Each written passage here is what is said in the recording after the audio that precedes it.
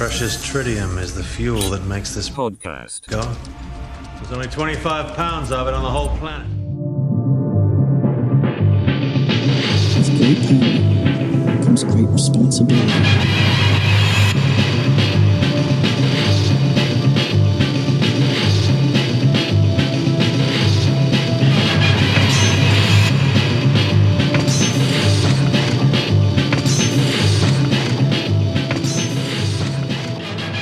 Nothing worse than talking about age. Like it was Charles' birthday over the weekend, and my God, we got messy.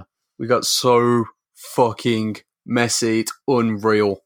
We sound like you're bragging. You're like, oh, I got so messy, guys. No. I wish it was a humble brag, but it's really not. It's right. Here's the thing. You know, you're getting old when you get a hangover after you go out.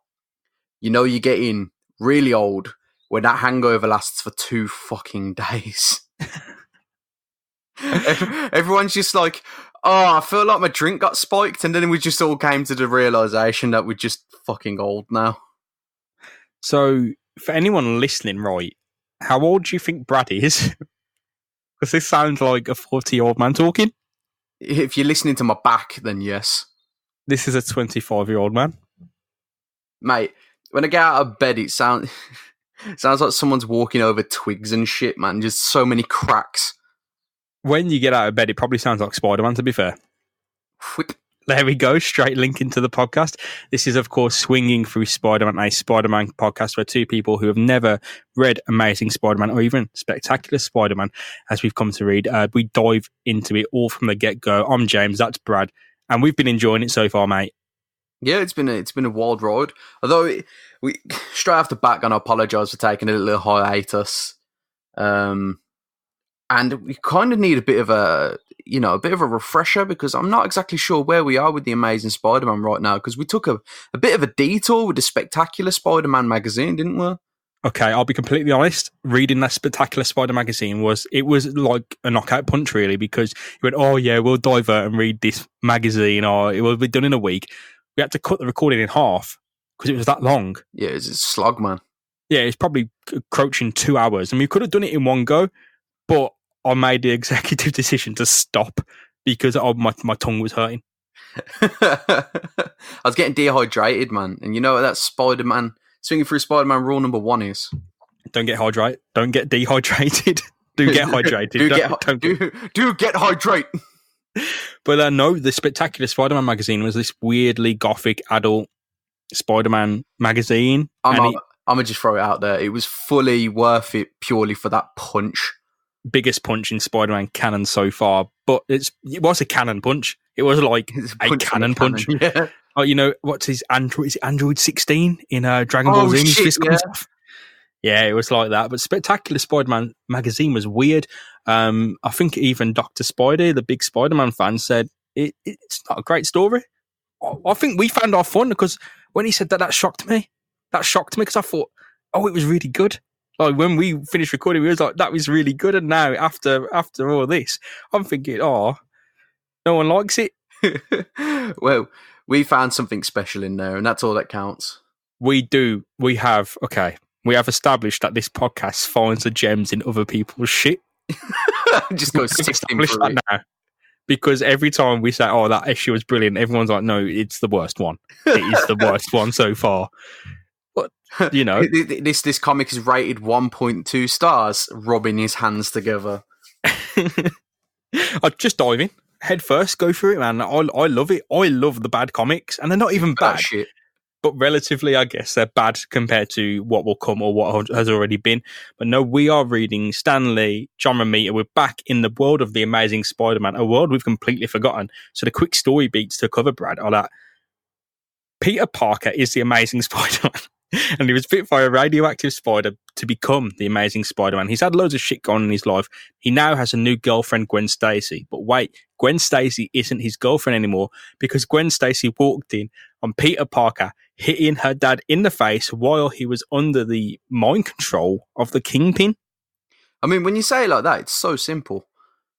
We've come a long way because we didn't even mention Betty Brant. We didn't even mention Doc Ock, Mysterio, none of them. Yeah, we're not going to mention that Doc Ock tried to marry his aunt.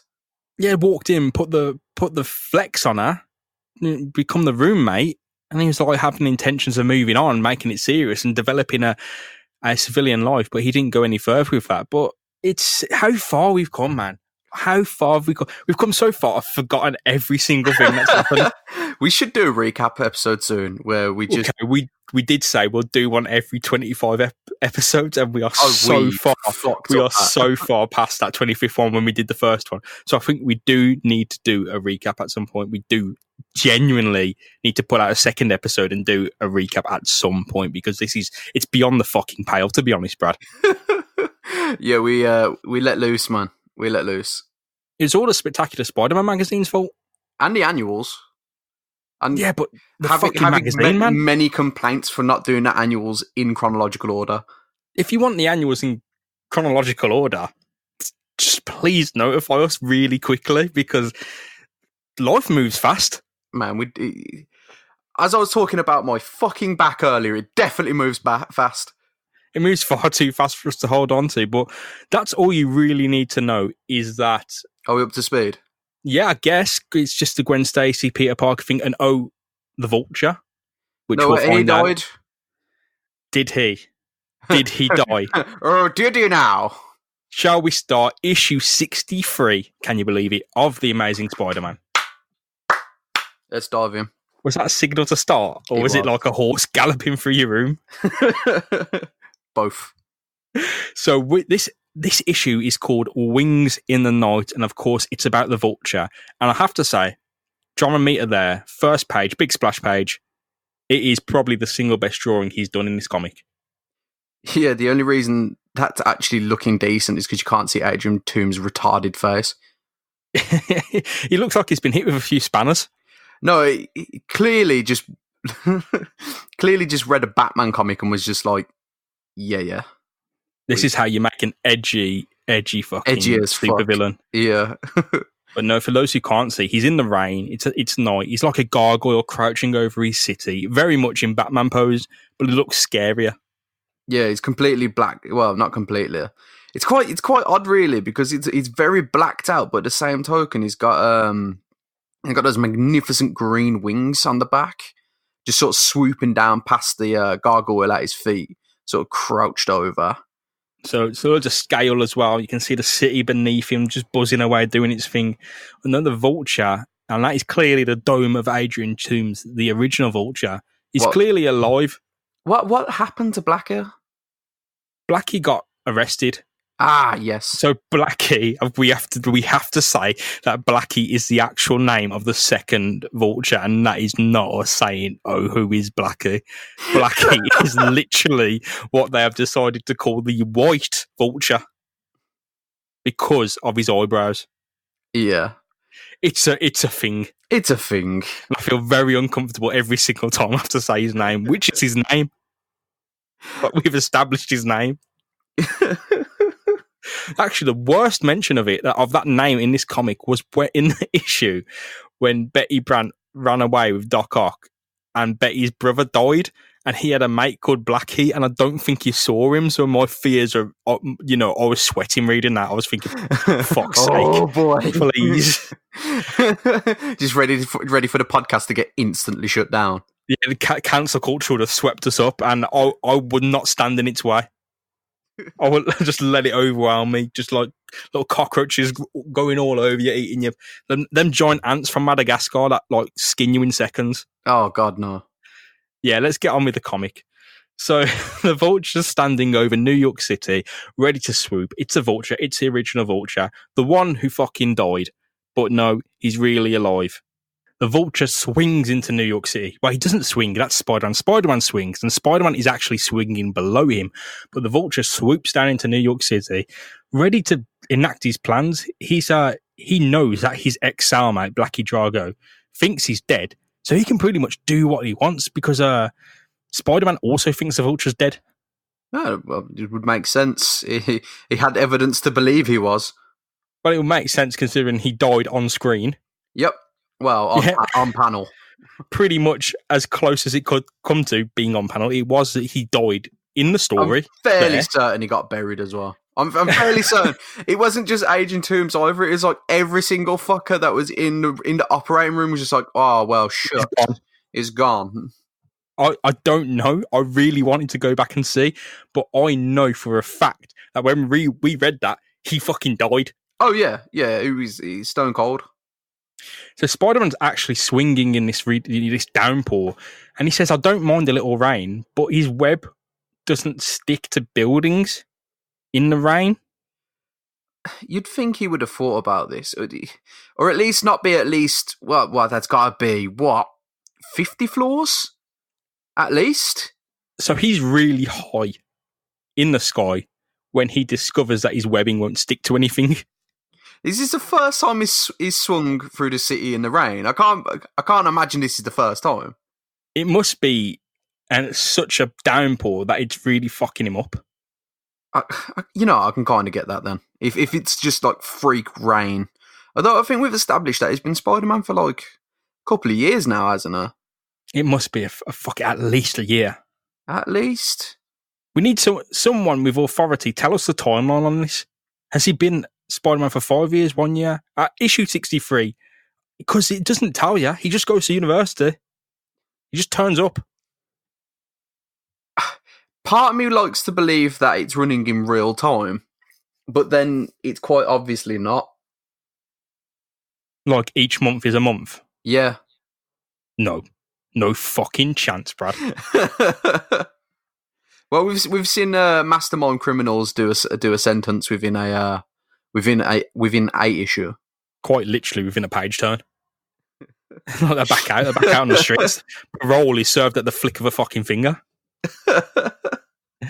But Spider-Man finds out far too late that his web doesn't work in such a heavy downpour of rain, and he hits the fucking deck, basically. He bounces off a window ledge and hits the ground. He pulls in his head so he doesn't land square on his head, but he lands on his shoulder and passes out in the rain. As you can see, it's quite sad. Oh, he's just well, if he doesn't pick his head up, he's going to drown. It's like watching someone fall in front of a bus or something. You know, like waterboarding where you soak a rag and put it in someone's mouth. Yeah, and you pour a bucket over their head. Yeah, do you reckon? Do you reckon that's what's happening with Spider-Man's mask? Oh man, that's a horrible way to die. It really is. Like imagine, imagine like tussling with the likes of Doc Ock and Mysterio and Electro. And getting done in by your own fucking stupidity. The weather. It's not even like the British weather, because that I'd fucking understand finishing you off, but like that New York weather. Oh, that sideways rain. Do not test that New York weather, mate. That sideways rain that comes in off the dock fucking hits you square in the mate. You have an umbrella. It doesn't help. No, I can kind of understand that because New York's all done in like legit 90-degree turns and shit, and it's like every block is like square as fuck. It's a block, yeah. It is literally a block. So whenever the wind blows, it is just a tunnel for wind to just enter and fuck your day up. And it stinks of shit in the summer as well. I can confirm both things. I'm sorry, it's true. Now, I'm a New Yorker at heart. Happened, man. That is true. And Spider-Man is, the fucking aromas he's picking up doing this shit. He's lying on a roof, soaked in whatever shit is on that roof. I was about to say, there's a lot of numerous bird shits. It's like fucking condoms on there and stuff. People chucking crisp packets, everything out of that window. Well, potato chip packets out of that window onto him. He's just passed out, and he's got a real problem there because he's landed on his shoulder. Again, that's trademark Spider-Man, because that fucking shoulder's dislocated now, and he's going to need to use that shoulder in this issue. I don't understand how you can have a trademark injury, but his trademark is constantly fucking his arm up. Did he fuck up his arm when he landed funny? Yes, he's done it before. Betty Brant. He's definitely done it. I would say he's definitely done it once. I'd probably venture to say at least twice. I'll make that wager. Because, the reason I can say this with some authority is when I read it, I was like, that old fucking chestnut. I know where this is going. Mate, straight from the get-go. It's like wrestling though, man. Sometimes you just got to learn how to fall. It's not so much in the being picked up, it's about being, like, put down. I will say, from Spider-Man's quality of life at the moment, that it would have probably been better if he'd hit his fucking head. No, he's doing all right at the moment. No. What? He's doing all right. He's paranoid because he thinks no one likes him. He got caught hitting his girlfriend's dad in the head. Right. I hear what you're saying, but I think we both agree that his life has been worse. Okay, yeah. I will say when he was involved with the mob coming after him because of Betty Brant and the enforcers, it was all a thing. And when the Green Goblin took his mask off, there's been a lot of bad things. Yeah, and he was dragged through the street, yeah. Yeah, there's a lot of bad things. So I will say, I mean, put him out of his misery, land him on the head, let the Vulture do his thing, game over, Spider-Man was good. Issue 63, it was a good run, Stan. You know what I mean? He's already a massive hero. Just go out with a bang, literally, his head banging off the roof. Done. But no, he crawls home and he looks up and he realises, he sees the Vulture go past, right? But he thinks, oh, it's a hallucination because I fell and hit myself so hard. And no, that is... And also he is dead. Yeah, and that is the Vulture, but that can't be because one of them's in jail and the other one fucking died. Although that being said, he should be able to say, oh, even if he's in jail, it's probably been an hour. He'd be let out by now. Yeah. No, Blackie Drago, they took the fucking key and threw it away with that guy for some reason, whatever he's done. It's a worst crime in Spider-Man history. He stole candy from a baby, you monster. People have done less sentences than this for worse. Like Doc Ock held fucking nuclear material and got away with it. Oh yeah, let's not forget he broke into multiple military bases, including Tony Stark's weapons grade testing factory. Let's not forget about that one. Can we get one thing clear? Really, right. Doc Ock is not American. I think you kind of feel that he's not American. The way he's portrayed, he goes against everything else in the comic. You know what I'm going to say? I'm gonna just throw it out there. Operation Paperclip. Fucking nuts. Tell me I'm wrong. Do you know what? Think about the time period. You're right. You are right, aren't you? But like he got away with so much shit, and he's not even American. He's clearly like working for the Ruskies. You know what I mean? Like he's a Red. most certainly. And they let him get away with fucking murder, and anyone else just gets like at least put away for 2 books. Doc Ock does something, he's out the next fucking issue. To be fair, he's broke out a few times, but no, I digress. Spider-Man thinks he sees the Vulture. He crawls home, he has to avoid the patrols of police on the street, mate. That's how low he's fallen. It wouldn't be the first time. Like Assassin's Creed, when he's just waiting on the corner, they both turn to look at you. So what was that? Both of them just fully turn around and look at you, waiting for you to fuck off. I guess it was nothing. Although there's literally a man that just jumped into a cart of apples. Yeah, there's a guy on a fucking lamppost looking down at you. You're both staring up at him. You go for him. But he slumps into bed, and of course this is the apartment he shares with Harry Osborn, so he crawls in through the window, slumps into bed, then he remembers, oh, I've got to lock the door, locks the door, slumps into bed, and he's so exhausted he crashes out in his full Spider-Man gear, thanking God he managed to lock the door. But he does this a lot now, where he falls asleep or crashes out or collapses in his Spider-Man gear in a house that is owned by someone else. The only thing that I'm thinking in regards to this, right, is, I mean, you said yourself that New York summer smells like shit. We all know that's because of the pollution. We all know it's because of the nasties in the air, right? So that shit is all over his suit, like all over it. It's just come down on a rooftop terrace in New York, which you know is going to be covered in bird shit. Right, so in Spider-Man the game as well, you have to fucking swing through it. Oh, yeah. You have to swing through the shit in the air. That's what I'm saying. So, right, he's just got in, stinking of shit. Probably pissed himself 5 times whilst he fell to the ground, right? And he's just slipped into bed. Just slipped on in there, man, and just slept in that filth. Yeah, he's definitely been punched so hard he shit himself as well. Oh, yeah, without a shadow. Like, there is no There is no escape route. Just like you peel back Peter Parker's sheets and it's blood, shit, and piss. It's like a corpse. It's like the exact thing that happens on a morgue table is him every night, just slumping into bed. Actually, you know what? It's tactical. It's like, if my living quarters are disgusting enough, no one will come sweeping around here.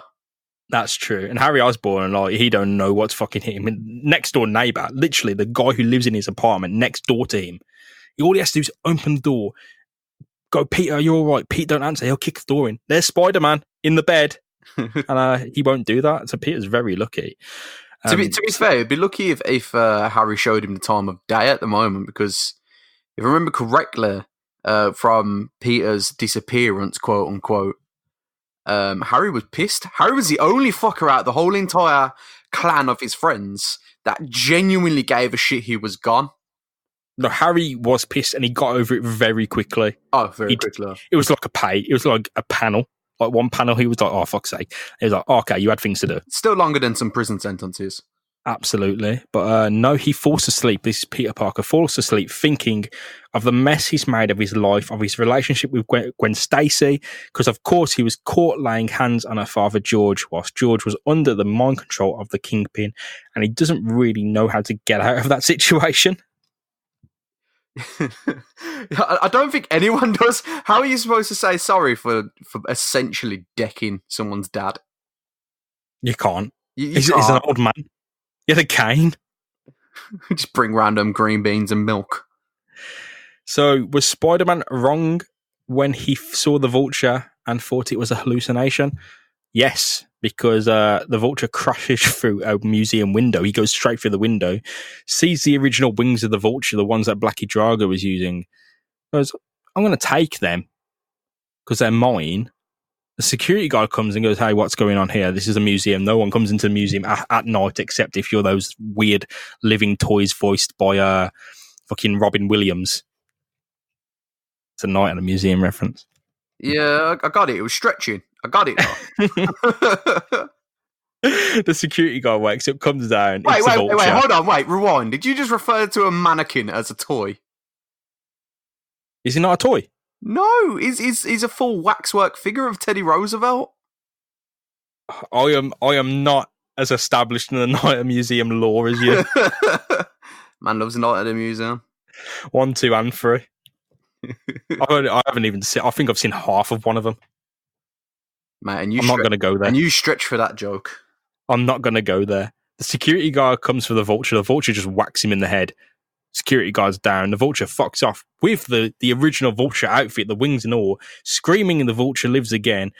And there's just, I'd like to point your attention to the guy with an umbrella just walking in the background. He wanted no part of this, and now he's a secondary character in that main scene. Nothing to see here, just minding my own business. Yeah, if you look up and see a supervillain literally screaming into the air and you're on your own, you're walking on. It gets me though, because in this museum, it's sort of like you would expect the Vulture wings to be at least secured somehow, but they're literally just pinned against the wall. They're not in any encasing or anything. The security guard literally got KO'd once. I feel as though the security for the Vulture wings was like, we'll put it on second floor. No one can get them there. Definitely maybe the Vulture, but his wings are here. It's not like he can build another pair, because he's dead. What was that? Just the shatter of the windows. Just the sound of an old-ass man in a Vulture outfit barreling through the double-pane windows.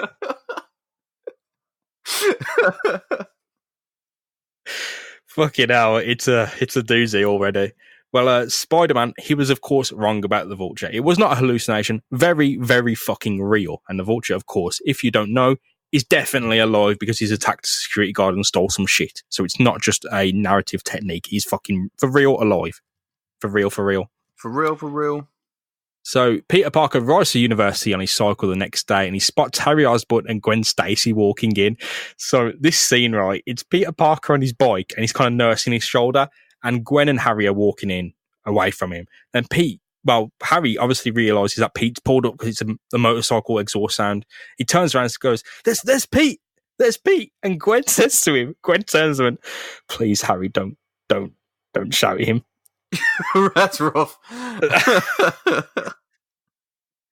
And Harry says, I don't get it. Everyone thought that you were an item. And then Gwen says, oh, they're wrong, and walked off.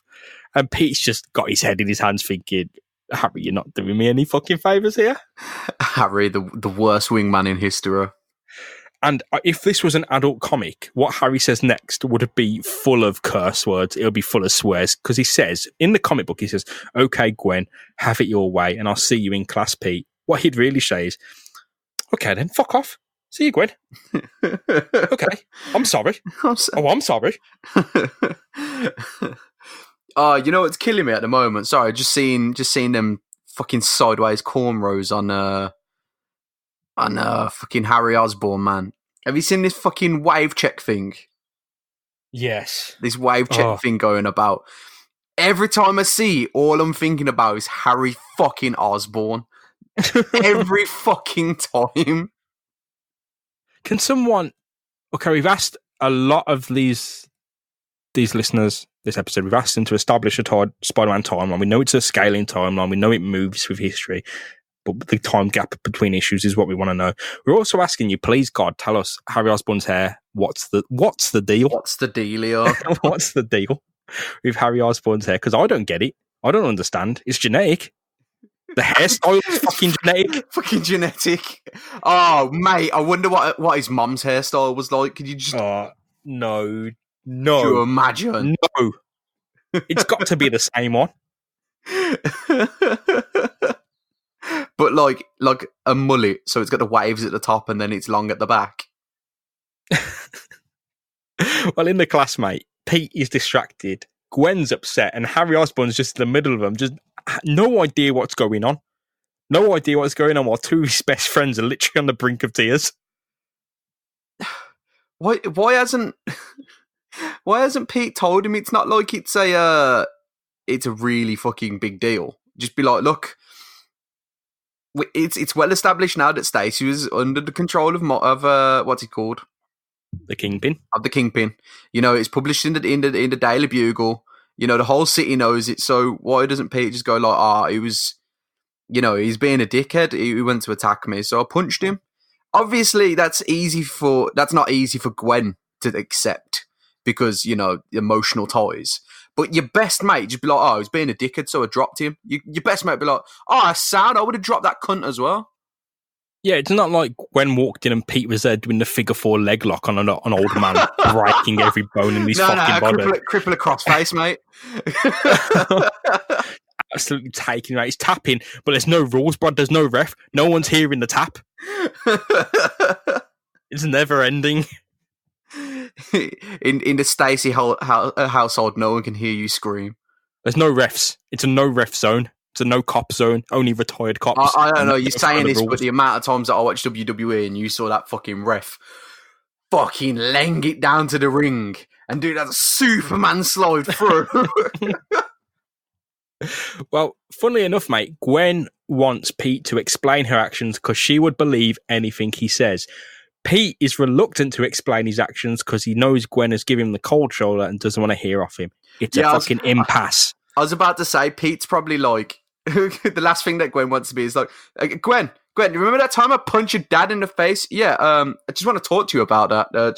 Just let you know, for one, it was a sweet left hook.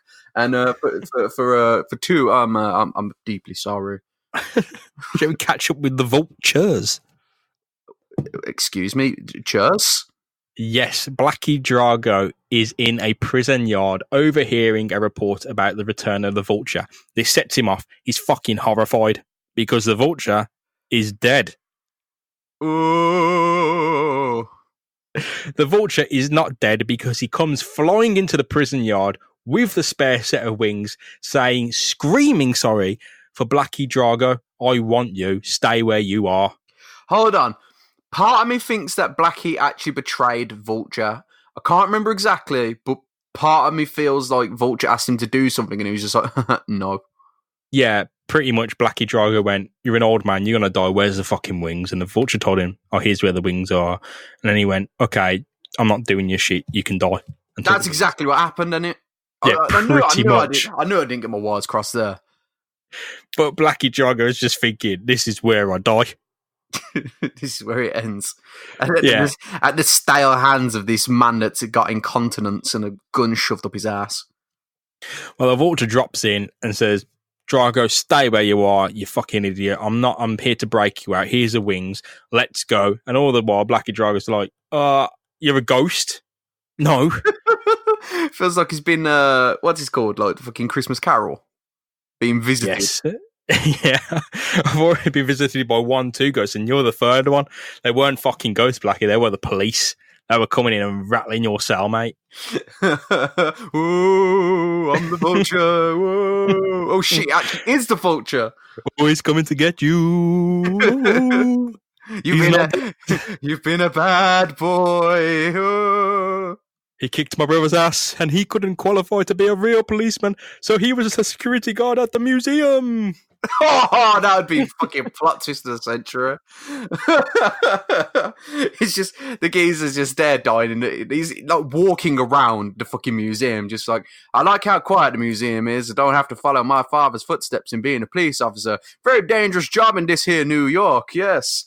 Just like instantly fucking one punch by a Vulture as he enters the museum. Yeah, not only is he impaled by shards of glass flying at him from the window that was just smashed, the Vulture's fucking wailing on him. Mate, Spanish jaw 90 degrees, mate. Well, Blackie Drago puts on the wings as armed guards enter the yard ready to deliver some lead. The Vulture dispatches them. You know what gets me in this sort of thing? We've seen a lot of quick changes in Spider-Man. Right, a lot of people getting into costumes very, very quickly. Right, I don't know if it's you, but have you ever tried to put on a pair of jeans really quick? Yes. Yeah. Have you ever got your foot caught in said jeans as you're trying to step down? Well, my girlfriend's got ripped jeans, and that happens. Oh, it's yeah. bad. Yeah, that's a cause for concern. Your cards on the table. I have literally tried to put my jeans on so fast that I thought my foot was through the jeans, but they wasn't. So I ended up trying to take a step. And as I put a step down, it pulled the back of my jeans on the other side of my leg, and I ended up just fucking face planting the floor. Just completely helpless. Oh, yeah, because like my legs are trapped by my jeans then, and the only thing to do is just writhe on the floor until you just wiggle into your jeans, and then you have to just accept that you've just face planted the floor. So that's you with no pressure. With no pressure. No pressure. Other than just wanting to get dressed quick. Blackie Drago, right? As people pointing fucking guns at him. He just... All I'm saying is that lycra of the Vulture suit must be like super lubed up inside. He literally just wants to be on a kid. Just that's it, it's on. It's just old hot dog water. Ah! And Werther's Originals. Because he's got to put food somewhere down the legs. You can store it there. Doesn't have to go inside. There's room in the suit. There must be room in the suit for something. Well, we've already... That suit, it's skin tight. There is clearly no room for anything. I don't know. You could make it. You can make it happen. It doesn't leave much to the imagination. Well, Drago gets into the suit. They dispatch the prison guards, and the Vultures are gone. Adrian Toomes is in the air. Blackie Drago's in the air. And Blackie Drago says, well, how are you getting so high and so fast? And the original Vulture just turns around and says, well, I'm the fucking original. I'm the fucking daddy, bitch. Which is true. No, it's true. See, I would have thought it would have been obvious that he would have improved the wings, since he clearly made a new, completely separate set. Well, it's like... Oh, you know what it is? It's his head is aerodynamic, and he's just fucking cutting through the air because of his chrome dome. It's like if you had a swimming team, and one of the members was someone who had just learnt to swim, and the other was Michael Phelps. No, that's the better analogy. We'll go with that. Well, the Vulture says he'll explain the purpose once you're in the clear. I just want you to follow me as best as you can. He's scared. He does what he's told. They take to the sky and they flee and fly away. At Harry Osborn's apartment, shared by Peter Parker. Peter rings the house of Gwen Stacey to finally do the right thing and apologise to her and explain the situation. The phone is not answered by Gwen. It's answered by George Stacey, her dad, because Gwen is out. George Stacey takes no time at all in inviting Pete over for dinner. See, if George has no hard feelings, then Got fucking bombed in the head.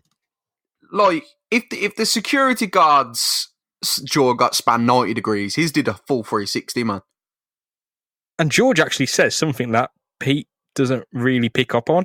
He says Gwen's probably on a date, and Pete just goes, "Oh shit, Captain Stacey's invited me round. Has he learned something about Spider-Man?" Not a word of Gwen. Not a word. He's probably already thinking that that ship's already set sail. Like I said, there's many things that you can get past in a relationship, but someone's dad catching hands is not one of them. All of this happens as a knock at the door. There is a knock at the door as this is all happening, and it's fucking Harry Osborn's dad, Norman Osborn. What does Norman Osborn have to do with? Okay, all right. This is the whole point of reading comic, I guess. So to explain the situation, Peter Parker is at Harry Osborn's flat, which he shares with Harry Osborn. He's just been on the phone to Captain George Stacey. George Stacey hangs up after the phone call's over. Pete says, "Oh, my fucking arm hurts." Turns towards the door. Knock, knock. It's Norman Osborn. Norman Osborn doesn't wait at the door. He comes crashing in. Oh, is he angry? He's having a panic attack. Oh, shit. Why? Because he can't get the Green Goblin out of his head. And whenever he sees Pete, he sees the Green Goblin even more, but mainly it's the nightmares he's having about being the Green Goblin. They ain't nightmares, mate. They're literally just memories, son. Yeah, you were the fucking Green Goblin. You need to own up to your shit. Yeah, mate, I don't think seeing George Stacey's the best idea. I think going to see a fucking shrink is probably the better one. Definitely. But, mate, it's a crazy situation because Harry Osborn's there panicking. Yeah, but could you imagine his face when he's like finally being sorted by the shrink, and then he's like, "Oh, these aren't bad memories. These are just repressed memories." And then he's just like, "What?" As he discovers that everything he's fucking hated about himself is true. Well, Harry, I mean, we've talked about mental health quite a lot, and for me, I don't think depression's real. Well, I am certainly having a case of the blues. It's a different time, man. Mental health wasn't a thing then. Yeah, he's having a fucking panic attack and no one can help him because no one believes it's real. He's just coming back from war, and it'd be like, "Get over it, you pussy." Meanwhile, their ears are literally bleeding. I mean, I know I tell you, Harry, to get over every single one of your problems, but I need help, and I can't get over mine. He would be that fucking type as well. Oh, yeah. Well, he demands to see Harry. He sits down. He's troubled by his nightmares and hallucinations of the Green Goblin, and they're not going away, which leads Pete to think, wow, this shit's not going away. It's in his head, and if he becomes a Green Goblin again, if he cottons on, I don't know what I'm going to fucking do because he knows my face. I was about to say it's a serious problem for Pete. Just kill him. Do you reckon Pete... He's punched an old man in the fucking head. That was a reflex. This is a reflex to save his life. Man's just reflexing all over the shop. You want to know why the Vulture's alive? Okay, I would like to know. So Blackie, Drago and the Vulture land down on a rooftop, with Drago actually stepping up and demanding answers. Why is all this going on? And how can you be alive, mate? My friend, my pal. Look, I think it must be even worse for Blackie, because Blackie literally saw him take his last breath. He saw the soul leave the fucker's eyes. And he was laughing at him when he did it as well. Oh, yeah, creasing. Prepare yourself. All right. Blackie Drago leans in and he says, "You must have needed me real bad to help me, to break me out like you did. So I guess I'm the top dog around here." And then the Vulture says, "Wait, you're a dickhead. You've got it all wrong. I don't need you." And then just as they're about to kind of come to blows, Blackie calls it down and goes, never mind it. How are you alive? Blackie's just there like that. Allow it, fam. Yes. The Vulture says, think back to that day when I was definitely dying on my deathbed, really dying, taking my last breath, ready to kick the fucking buddy, ready to fucking go. I was dead. I trusted you and I thought you were my friend. Aww. But then, once you knew my secret, I saw you for what you really were. I realised how you had duped me, and it's a fucking picture of Blackie Drago just screaming in laughter while this bloke is dying. Asian's face is a fucking picture next to Well, that is the key picture. So it's Asian Tombs buried in a pillow, just screaming in rage. It was then that my will to live grew stronger than my illness. I knew I had to recover and fucking get my revenge. This guy was so angry. His anger fucking murdered his cancer. Don't get cured, get angry. This guy, his anger must have stank so bad. The Grim Reaper was coming to knock on his door, just turned away. Just fucking Did not want it. He just put his skeletal hands up and went, "We cool, bro." Yeah, I don't want it. Don't want it. I can't have you. In the chaos caused by Drago's escape, because Drago had to escape from the prison with those original Vulture wings, the Vulture was able to grab a policeman's outfit and sneak out in the chaos. Ah, okay. But we literally saw him die. It still explains nothing. He was dead. They pronounced him dead. He's fucking dead. I saw the cover go over his head. You know what it is? It's when he's unclipping all them like life monitors. It's gone a flatline. And they haven't even checked him. They just went, "Oh yeah, he's dead. Pull him down the chute." He's just like, a man that stinks that bad and looks that ugly must be dead. When he's in the police officer's suit, escaping the prison, when it's, in all the chaos, he actually looks like Don't say the it. bloke. He looks like a Nazi officer, but especially the one in Raiders of the Lost Ark. Oh God, he said it. He does, doesn't he? He fucking does. Oh, face melting goodness. Well, he escaped. He's the Vulture, and mate, Drago flips. I don't want to fucking team up with you just because you're a Vulture as well. I'm the boss. You're not ordering me around. You're an old man. Then the Vulture just flips out. He says, you're a dickhead. You really are. Are you that fucking thick? Are you that stupid? Are you dumb? Are you dizzy? Dizzy The only reason I broke you out is to fucking end you. Oh, Agent! Oh, boom, boom! Fucking star in hood video, man. Then he lands a punch on Blackie Drago's fist, and the two Vultures take to the air in a fight, seemingly to the death. I mean, I got to admit, I kind of admire Adrian's cojones. Man's anger was so bad, he managed to cure cancer, and then he held the grudge for that fucking long. He went and fashioned more wings, stole the old fucking wings, broke him out, and now he's gonna kick his ass, man. That's a spicy revenge stew of made on the blended tomatoes of anger. It's acidic. It is acidic, mate. It's citrus. It's just straight up bleach. Imagine being that angry that you reverse all illness in your frail, dying body. And the thing is, we're not just talking like a regular aged person's anger. We're talking about an old man's anger. Which, if you've ever been round any fucking old person, as soon as a political decision is made and announced on the air, you will know how angry they fucking get. Yeah, they will write to you. They will write a fucking letter, and they will sit there seething in their armchair for at least a month.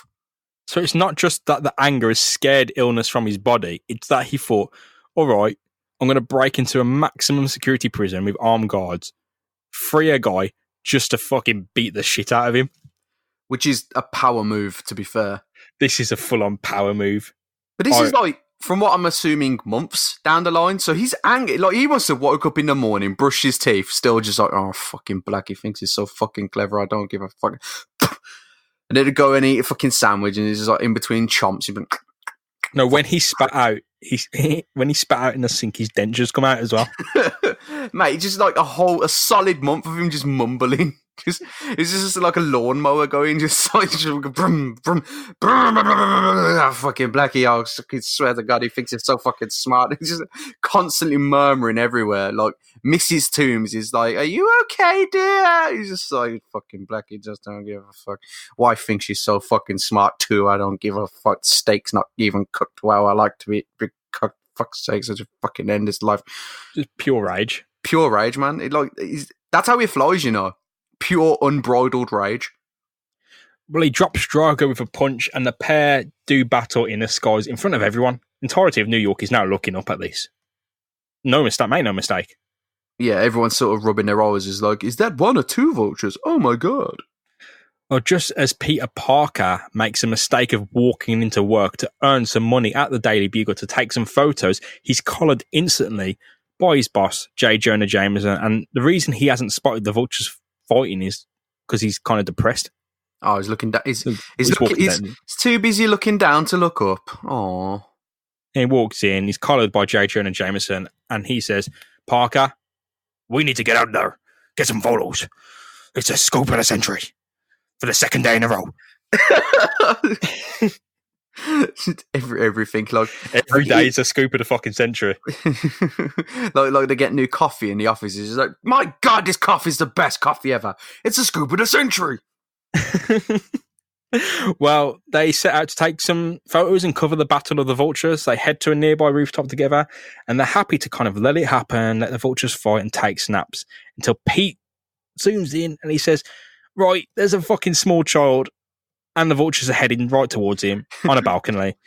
You know what it's like? It's like, you know, when you're playing Dark Souls and you see like a fucking spirit duking it out with with like a boss or something, and you just like, I'm gonna fight the winner. That's what it is. So he zooms in with his camera lens, and he's pretty happy to kind of stay back. Like, he doesn't give a fuck. I don't blame him. Just let them duke it out. Yeah, standard. Like I said, the winner's gonna be fucking out of Estes flasks. So you're good. So they're both fighting in the air. There's a balcony nearby, like an apartment. There's a small kid on the apartment balcony. The original vulture hits Drago. He punches him actually through the fucking apartment window. Christ. Double glazing and that. Directly where that kid was standing. Oh. Of course, now the child is hanging for his life from that quite a high apartment building. I would quite like to know why this child is left unsupervised on quite a very low balcony. I mean, one adventurous mishap, and it's game over for little Jimmer. As J. Jonah Jameson is watching all of this unfold, he turns back to Peter Parker, who is no longer there, because Peter Parker has run off to get changed into his Spider-Man gear and swing into some fucking action. Good lad. He's happy to let it happen as long as the bad guys are fucking each other up, but as soon as innocents are brought into it. The balcony's collapsing, the kid's hanging on for dear life, Spider-Man swings into action as the vultures are battling to the death, trading punches, screaming at each other. Nobody gives a shit anymore. They want this kid saved. So Peter Parker, the Amazing Spider-Man, swings in to save this kid as they do their battle. Who wins the fight between the vultures, Brad? It is the original vulture who drops Drago straight out the air with a drop kick. Oh man, he's very agile. That's one hell of a kick. And they've not been concentrating. Spider-Man sneaks in, he grabs the kid, swings off, but he's in agony because his shoulder's still broke up. The vulture turns around. This is the original vulture. Could you imagine being that kid? You're clinging under Spider-Man for your dear life. Meanwhile, he's just screaming in pain down your ear. He's like, ah! Well, the original vulture turns around as Spider-Man is fleeing with this small child, as Drago is falling out the air, and says, "It's Spider-Man. It's time to fucking party." He's like, I'm done with the appetizer. Time for fucking main course. So Spider-Man swings in, drops the kid off with its mom, turns around. J. Jonah Jameson is screaming on a windowsill. Blackie Drago is down, out, and the police are surrounding him. And the original vulture is making a beeline for an injured Spider-Man just as the comic ends.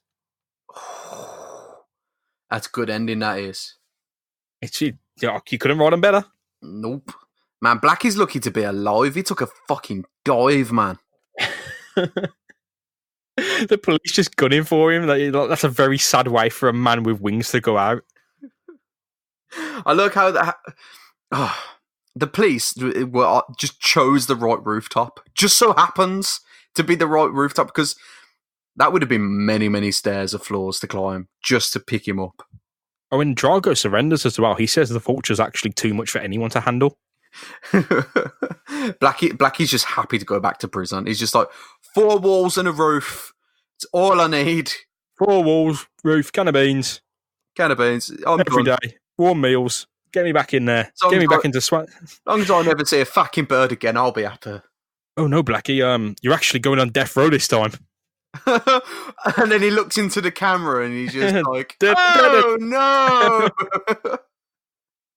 Well, he's off. The police are taking him off. The Vulture swings in. He's really doing Spider-Man. The comic ends. Can't write him better. And the next one is clearly going to be an all-out fight between the Vulture and Spider-Man. Oh, hell yeah. Edge of my seat. Looking forward to it? Oh, definitely. I mean, Spider-Man's been in this situation before where he's had to fight, with an injured limb. But this time, oh man, he doesn't have an aerial advantage against Vulture, though, does he? Which has usually been the way how he manages to put some distance between him and whoever's fighting whilst he's injured. So this one's going to be interesting. Yeah, there we go. You can find us at Spidey Podcast. We'd love to hear from you. We'll be back very soon with the end of this tale, and hopefully some things are wrapped up, namely Peter Parker's personal life. That needs to get sorted. He's worried about George Stacey knowing his true identity as well. So I guess we'll see a lot more of this. The Green Goblin thing isn't going away. So there's a lot going on at the moment. Yeah, but mainly... Yeah. That's just a pasta pot boiling over. Meanwhile, Spider-Man's got to focus on this spicy stew that's been made out of the tomatoes of anger. Yeah, the angriest man in the world who owns a big pair of razor-sharp wings is coming straight for him. That's the end of issue 63 of The Amazing Spider-Man. I hope you enjoyed it. We'll be back very soon. Give us a shout at Spidey Podcast on Twitter, and we'll see you very soon. Goodbye. Very, very soon. Goodbye.